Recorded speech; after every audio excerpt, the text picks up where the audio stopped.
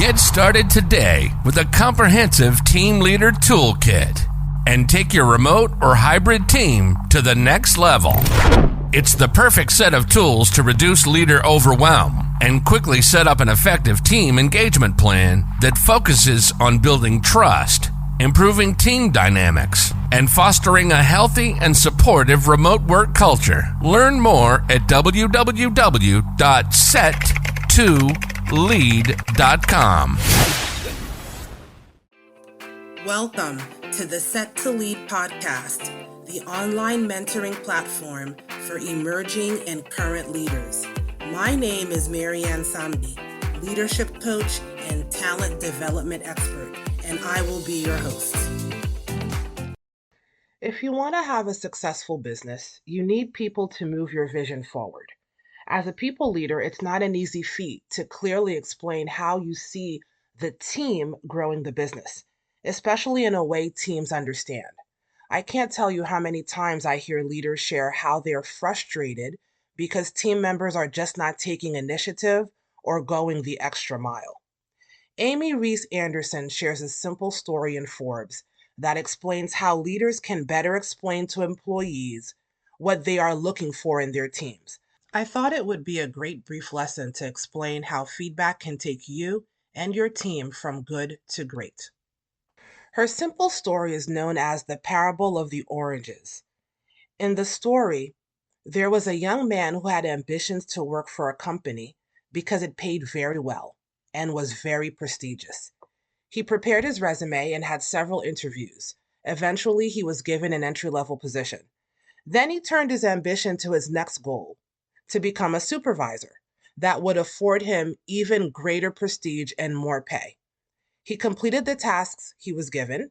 He even came in early some mornings and stayed late so the boss would see him putting in long hours. After 5 years, a supervisor position became available. But to the young man's great dismay, another employee who had only worked for the company for 6 months was given the promotion. The young man was very angry, and he went to his boss and demanded an explanation. The wise boss said, "Before I answer your questions, would you do me a favor?" "Yes, sure," said the employee. "Would you go to the store and buy some oranges? My wife needs them." The young man agreed and went to the store. When he returned, the boss asked, "What kind of oranges did you buy?" "I don't know," the young man answered. "You just said to buy oranges, and these are the oranges. Here they are." "How much did they cost?" the boss asked. "Well, I'm not sure," was the reply. "You gave me $30. Here's your receipt, and here is your change." "Thank you," said the boss. "Now please have a seat and pay careful attention." Then the boss called in the employee who had received the promotion and asked him to do the same job. He readily agreed and went to the store. When he returned, the boss asked, "What kind of oranges did you buy?" "Well," he replied, "the store had many varieties. There were navel oranges, Valencia oranges, blood oranges, tangerines, and many others. I really didn't know which kind to buy, but I remembered you said your wife needed the oranges, so I called her. She said she was having a party and that she was going to make orange juice. So I asked the grocer which of the oranges would make the best orange juice. He said the Valencia orange was full of very sweet juice, so that's what I bought. I dropped them by your home on my way back to the office. Your wife was very pleased." "How much did they cost?" the boss asked. "Well, that was another problem. I really didn't know how many to buy, so I once again called your wife and asked her how many guests she was expecting. She said about 20. I asked the grocer how many oranges would be needed to make juice for 20 people, and it was a lot. So I asked the grocer if he would give me a quantity discount, and he did. These oranges normally cost 75 cents each, but I paid only 50 cents. Here's your change and the receipt." The boss smiled and said, "Thank you. You may go." He looked over at the young man who had been watching.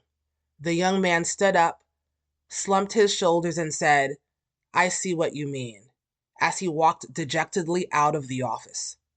There are several interesting points in this story that should be noted, but I wanted to point out two things: humility and feedback. The employee who excelled did so because he was humble enough to admit what he didn't know, both about the characteristics of the oranges and how that the boss's wife intended to use them. What did he do to close his knowledge gaps? Well, he asked questions and he listened to the answers. In other words, he got critical feedback from the boss's wife and the grocer, who both had knowledge that he needed to make an optimum decision. When we are secure and humble enough to ask pertinent questions, and when we listen to the feedback we get in order to make better decisions, we open the door to better performance and team growth.